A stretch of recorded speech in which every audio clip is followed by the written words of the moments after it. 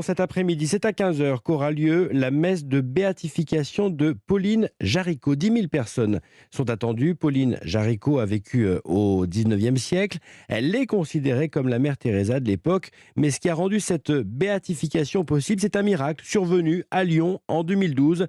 Récit de ce miracle avec notre correspondant à Lyon, Jean-Luc Boujon. C'est en mangeant un aliment lors d'un repas que la petite Méline, 3 ans, s'étouffe suite à une fausse route. Malgré l'intervention des secours, son état s'aggrave rapidement et elle tombe dans un coma profond.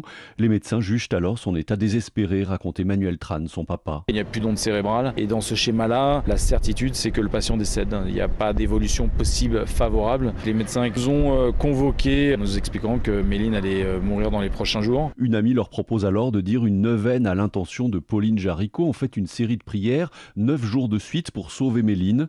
Quelques jours plus tard, la petite fille revient à la vie. On est stupéfait, on ne comprend pas, quoi. Très rapidement, elle commence à avoir des comportements musculaires vraiment étonnants. Même les médecins trouvaient ça bizarre. Une guérison inexpliquée qui s'apparente à un miracle, explique Emmanuel Tran. Il faut au moins 5 médecins sur 7 qui qualifient la récupération non scientifique. À partir du moment où personne n'a d'explication, ça devient un miracle. Néanmoins, il faudra une instruction longue de 6 ans faite par l'Église avant que le pape François ne reconnaisse le miracle en 2020.